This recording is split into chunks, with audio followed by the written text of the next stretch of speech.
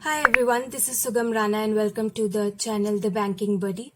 और आज की वीडियो में मैं आपको बताने वाली हूँ कि कैसे मेरे हर मॉक में इंग्लिश में अच्छे मार्क्स आते हैं और किसी सब्जेक्ट में मतलब अच्छे मार्क्स आए ना आए उस मॉक में, पर इंग्लिश में मैं अच्छा ही स्कोर करती हूँ।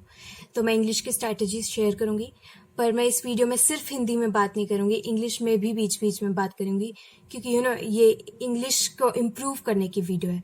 तो इसमें इंग्लिश आपको सुननी पड़ेगी और आपको ये सबसे इम्पॉर्टेंट चीज़ है कि आपको अपनी daily day to day life में इंग्लिश को कंज्यूम करना पड़ेगा, तभी आप इंग्लिश को कॉम्प्रीहेंड इजीली कर सकते हो। कॉम्प्रीहेंड का मतलब होता है समझना, और जब तक आप समझोगे नहीं तब तक आप बैंक का एग्जाम क्लियर नहीं कर सकते, क्योंकि उसमें कॉम्प्रीहेंशन ही सबसे ज़्यादा इम्पॉर्टेंट है।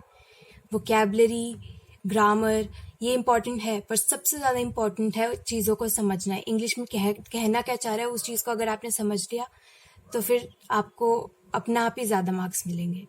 सबसे पहले मैं अपना प्रूफ आपको दिखाना चाहूँगी कि क्यों मैं बोल रही हूँ कि मेरे अच्छे मार्क्स आते हैं हमेशा। मैं आपको प्रूफ के साथ पहले दिखाना चाहूँगी। तो सबसे पहले हम टेक्स्ट बुक के इस पेपर में आते हैं। इस पेपर में मेरे मार्क्स अगर आप देखो तो 52.5 है, बहुत ज़्यादा मार्क्स नहीं है। परसेंटाइल भी देखो कितनी ख़राब है, 69.92 परसेंटाइल है। ठीक है, ये पेपर थोड़ा सा डिफिकल्ट लगा था मुझे, पर 69.92 परसेंटाइल के हिसाब से मुझे लग रहा है मैंने बाकी सब्जेक्ट में मार्क्स ही बहुत कम आए हैं। इसमें सिर्फ 17 आए हैं, इसमें सिर्फ 15 आए हैं, पर यहाँ पे देखो अभी भी 30 में से 20.5 आए हैं। तो लोएस्ट ये है। अब हाईएस्ट मार्क्स में मतलब मेरे हाईएस्ट में तो 29 भी आए हुए हैं, पर मेरे को अभी वो पेपर मिल नहीं रहा कहीं, पीछे बहुत सारे पेपर दिए एक्चुअली मैंने, इसलिए। तो ये एक मार्क्स लेके चलो कि यहाँ पे मेरे इतने मार्क्स आए हैं। बाकी सब्जेक्ट में भी इसमें ठीक है। तो इसमें मेरी परसेंटाइल देखो 98.59 है और इंग्लिश में 27। ये तो हो गए टेक्स्ट बुक के। ठीक है, इसको अब मैं बंद कर देती हूँ। अब टेक्स्ट बुक के बोलते हैं कि इजी होते हैं पेपर। अब हम स्मार्ट की आके देखते हैं। मेंस लेवल का एग्जाम है। इसमें देखिए, इसमें मेरे रीजनिंग में कितने कम है, पर परसेंटाइल 94 है। इंग्लिश में कितने 20 है 40 में से, पर परसेंटाइल 98.23 है। ठीक है, तो 27 अटेम्प्ट किए थे और 22 सही हुए हैं उसमें मेरे। बाकी आप मैथ्स की और जनरल अवेयरनेस की देख सकते हो कि मार्क्स कम है। उसके बाद हम आते हैं इसमें भी देखिए सब में कम है। इसमें रीजनिंग में कितनी कम परसेंटाइल हो गई, सिर्फ 54.92 हो गई, पर इंग्लिश में देखिए 97.75।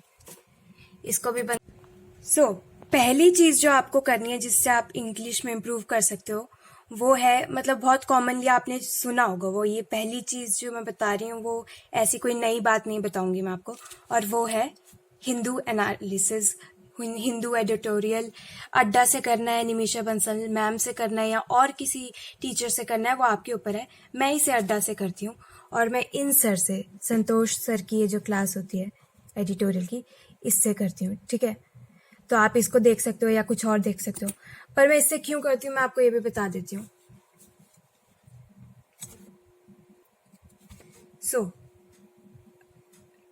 सबसे पहले ये पिछले जो दिन में जो भी हुआ है उसको रिवाइज कराते हैं। ठीक है, 10 वो हो गए रिवाइज। फिर ये वन वर्ड ऐसे वो एक सेंटेंस देते हैं और वो वन वर्ड में क्या बनेगा वो बताते हैं। जैसे अ पीस ऑफ राइटिंग और स्पीच प्रेजिंग समबडी, तो पेनिग्रिक होता है वो, ऐसे ऐसे करके। उसके बाद ये ईडियम एंड फ्रेजेस कराते हैं। 7 ईडियम एंड फ्रेजेस आपको अलग अलग टाइप के मिलेंगे। स्पेल पुट का क्या मतलब है, स्पीक क्लियरली। क्रॉप अप का मतलब क्या है, अचानक से अपीयर होना, और ऐसे करके और सारे। इसके बाद ये देखिए स्लाइड 1 5, स्लाइड 2 भी 5 होते हैं। इसमें ये जो एडिटोरियल में वर्ड्स हैं वो पढ़ाते हैं। और उसके बाद स्लाइड 3 और स्लाइड 4, इसमें ये मेंस लेवल के वोकैबुलरी कराते हैं जो एडिटोरियल में नहीं है पर आपको करनी चाहिए। और उसके बाद यहाँ आके ये रीड कराते हैं एडिटोरियल को। तो इतना लंबा सेशन होता है, कोई होगा वो ये सोचेगा ये क्या टाइम वेस्ट है, पर कोई और ये सोचेगा कि ये तो अच्छा है, इससे आपकी एक ही चीज़ में कितनी सारी चीज़ें कवर हो रही है। आपका ईडियम एंड फ्रेजेस हो रहा है, वोकैबुलरी इम्प्रूव हो रही है, रीडिंग इम्प्रूव हो रही है, और भी कितनी सारी चीज़ें हो रही हैं।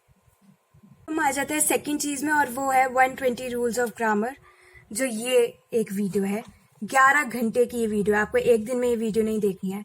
120 रूल्स आप इसको एक दिन में 5 रूल या एक दिन में 10 रूल करके इसको कंप्लीट कर सकते हो, और ये बहुत इंपॉर्टेंट है। इसको कर लिया तो आपको और किसी ग्रामर बुक की भी वैसे जरूरत है नहीं, इसी को आप बार बार देख के रिवाइज भी कर सकते हो। तो ये एक और इम्पोर्टेंट चीज हो गई। उसके बाद हम आते हैं नेक्स्ट इंपॉर्टेंट चीज में, और वो है सेक्शनल मॉक।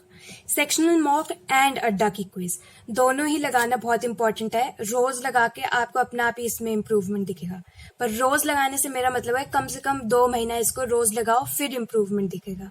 अगर आप चाहते हो कि इंग्लिश जैसे सब्जेक्ट में आपकी एक हफ्ते में इंप्रूवमेंट आ जाए, तो वो नहीं हो सकता है। इंग्लिश एक लैंग्वेज है, वो कोई मैथ्स या रीजनिंग नहीं है कि आपने एक जगह से क्वेश्चन कर लिया और उसके बाद आप क्वेश्चन कर सकते हो। इंग्लिश में हर बार नए टाइप के क्वेश्चन बन सकते हैं, और उसके लिए you have to do different type of questions, and that will come that you can get from sectional mock and adda quiz. उसके बाद नेक्स्ट चीज है एरर डिटेक्शन। ये भी आपको रोज करने की जरूरत है। अब तो मैं इसे रोज नहीं करती, पर स्टार्टिंग में जब मैं प्रिपरेशन कर रही थी, तैयारी कर रही थी, तब मैं निमिषा बंसल मैम की ही एक बहुत सारी मतलब मैम के यूट्यूब चैनल में प्लेलिस्ट आती हैं एरर डिटेक्शन की, उसको करती थी। वो बहुत बहुत बहुत इंपॉर्टेंट है। You can see how much I'm emphasizing on it. It is very very important and you have to do it. Like अगर आपकी इंग्लिश बहुत कमजोर है, तब तो आपको दिन में 20 क्वेश्चन करने चाहिए एरर डिटेक्शन के। अगर आपकी इंग्लिश थोड़ी एवरेज या थोड़ी सी अबव एवरेज टाइप है, तो आप दिन में 10 क्वेश्चन भी कर सकते हो। पर वो 10 क्वेश्चन ऐसे होने चाहिए कि उस टाइप का, उस सेम एरर टाइप का क्वेश्चन दोबारा कभी भी आए तो आप गलती ना करो, और ये बार बार प्रैक्टिस करने से ही होगा। एरर डिटेक्शन की तरह ही रीडिंग कॉम्प्रिहेंशन भी बहुत इंपॉर्टेंट है। रीडिंग कॉम्प्रिहेंशन से आपको कॉम्प्रिहेंशन पता चलती है। तो आप दिन में अगर एडिटोरियल पढ़ रहे हो और उसके बाद आप रीडिंग कॉम्प्रिहेंशन भी कर रहे हो और बीच में हम एरर डिटेक्शन कर रहे हो, ये 3 चीजें करके भी आप बहुत ज्यादा मार्क्स इंप्रूव कर सकते हो अपने। तो रीडिंग कॉम्प्रिहेंशन की प्रैक्टिस भी रोज किया करो, ये बहुत इंपॉर्टेंट है, स्पेशली इनिशियल स्टेज में जब आप बिल्कुल तैयारी कर रहे हो, और आपको इम्प्रूवमेंट जरूर दिखेगा। पर ये सारी चीजें इंग्लिश के लिए 2-3 महीने करने के बाद ही आपको इम्प्रूवमेंट दिखेगा। हम बचपन से इंग्लिश को थोड़ी देर पढ़ते हैं, जब पेपर पास आते हैं, टेंसेस वगैरह भी हम तब उठाते हैं, इसलिए हमें इंग्लिश को प्रॉपर टाइम देने की आदत नहीं है। पर ये बहुत ज्यादा इंपॉर्टेंट है कि आप रीडिंग कॉम्प्रिहेंशन भी करो। उसके बाद हम इम्पॉर्टेंट चीज में आते हैं, जो एक चीज है जो बाकी आपको किसी वीडियो में नहीं दिखेगा। इससे पहले की चीज आपने कहीं ना कहीं किसी ना किसी इंप्रूवमेंट वाली वीडियो में कि इंग्लिश को कैसे इंप्रूव करें उसमें देखा होगा। तो ये क्या है? वॉच एन इंग्लिश इंटरव्यू और स्पीच और any other content for 1 hour. इसका मतलब ये नहीं है कि पढ़ाई वढ़ाई छोड़ के 1 घंटा तुम कोई चीजें देखो, ये नहीं मतलब है इसका। जब पढ़ाई से ब्रेक लेते हो और उस टाइम पे तुम इंस्टाग्राम चला रहे होते हो, यूट्यूब चला रहे होते हो, तो उस यूट्यूब इंस्टाग्राम में भी ऐसा कंटेंट देखो जहाँ पे इंग्लिश बोली जा रही हो। कुछ टाइम के लिए, जब तक तुम्हारे पेपर्स चले हुए हैं, हिंदी या कोई और रीजनल लोकल लैंग्वेज वाला कंटेंट छोड़ना नहीं है, पर उसे कम करके उसकी जगह इंग्लिश को यूज करना है। क्योंकि जब तक आप अपने डे टू डे लाइफ में इंग्लिश को नहीं सुनोगे, तब तक आपको पता नहीं चलेगा कि वो कैसे करनी है। तो मेरी इंग्लिश सबसे ज्यादा इम्प्रूव इसलिए हुई है क्योंकि मैं बहुत ज्यादा इंग्लिश यूट्यूब चैनल्स और मूवीज, और प्रियंका चोपड़ा के इंटरव्यूज मेरी फेवरेट है प्रियंका चोपड़ा, तो मैं उसके इंटरव्यू भी देखती हूँ, उससे भी मुझे बहुत ज्यादा इंग्लिश में इंप्रूवमेंट हुई है। तो आप भी अपना कोई फेमस पर्सनालिटी, कोई रेसलर, कोई स्पोर्ट्स पर्सनालिटी, किसी की भी इंटरव्यू देख सकते हो जो इंग्लिश में बात करता हो, जो अपनी नेटिव लैंग्वेज में बात करता हो और मुहावरे यूज करता हो, बीच में अलग तरीके से बोलता हो। मैं आपको ये नहीं कह रही आपको शशि थरूर को देखना है। शशि थरूर जी की इंग्लिश कोई अलग टाइप की इंग्लिश है, वो एग्जाम में नहीं आएगी वैसे टाइप की इंग्लिश। ओके, वो different type of vocabulary use करते हैं। हमें वोकैबुलरी नहीं देखनी है, हमें सेंटेंस फॉर्मुलेशन की, सेंटेंस को फॉर्म कैसे करते हैं वो देखना है। So that's very important. और ये कैसे होगा? जब आप इंग्लिश चीजें देखोगे, तो आपको दिन के 1 घंटा सिर्फ इंग्लिश देखनी है। कोई इंग्लिश सीरीज शुरू कर दो या तो, पर आपको ये ध्यान रखना है कि सिर्फ 1 घंटा हो। 1 घंटे से 1 मिनट ज्यादा नहीं होना चाहिए, क्योंकि आपका मेन ध्यान पढ़ाई में होना चाहिए। तो 1 घंटा कोई इंग्लिश सीरीज देखो जिसमें आप हिंदी ऑडियो में उसको कन्वर्ट नहीं करोगे, इंग्लिश में देखोगे विद इंग्लिश सबटाइटल्स। तो आप सुन भी रहे हो, देख भी रहे हो और सबटाइटल्स भी पढ़ रहे हो, इससे आपकी इंग्लिश जरूर इंप्रूव होगी। उसके बाद आती है एस इंग्लिश की, सकते हो ग्रामर की तैयारी। जब आप 120 रूल्स ऑफ ग्रामर कर चुके होगे, उसके बाद आपको इसमें आना है एस में। देन है मेक सेंटेंसेस। रोज write 5 lines on a topic जो न्यूज में है, ठीक है। तो कोई भी ऐसा टॉपिक जो न्यूज में, जैसे आजकल न्यूज में क्या है, अभी 15 अगस्त की वो जो हमारा 75 ईयर्स की 15 अगस्त की सेरेमनी थी और 76 साल हो गए हमें आज़ाद हुए, उसके बारे में आप लिख सकते हो 5 लाइन। अगले दिन आप किसी और चीज़ के बारे में लिख सकते हो। इससे आपकी डिस्क्रिप्टिव भी इम्प्रूव होगी और साथ ही साथ आपको सेंटेंस कैसे फॉर्मुलेट करना है वो भी आएगा। पर अगर आपने सेंटेंस लिख लिया है तो आपने सही लिखा है कि गलत लिखा है वो आपको कैसे पता चलेगा? आपने सेंटेंस सही लिखा है या गलत लिखा है, इसके लिए आप ग्रामरली ऐप होता है उसको यूज कर सकते हो। तो आप कंप्यूटर में ही जाके, एक नोट पैड होता है, वर्ड पैड होता है, उसमें जाके जहाँ पे आपको ग्रामर और स्पेलिंग मिस्टेक्स पहले से ना बताए कंप्यूटर, उसमें जाके आपको टाइप करना है। और उसको टाइप करने के बाद यू कैन जस्ट ग्रामरली में जाके उसको चेक करो कि आपने सही किया है, ग्रामर सही लगाई है, राइटिंग सही लगाई है कि नहीं, और अपना आप वो हो जाएगा।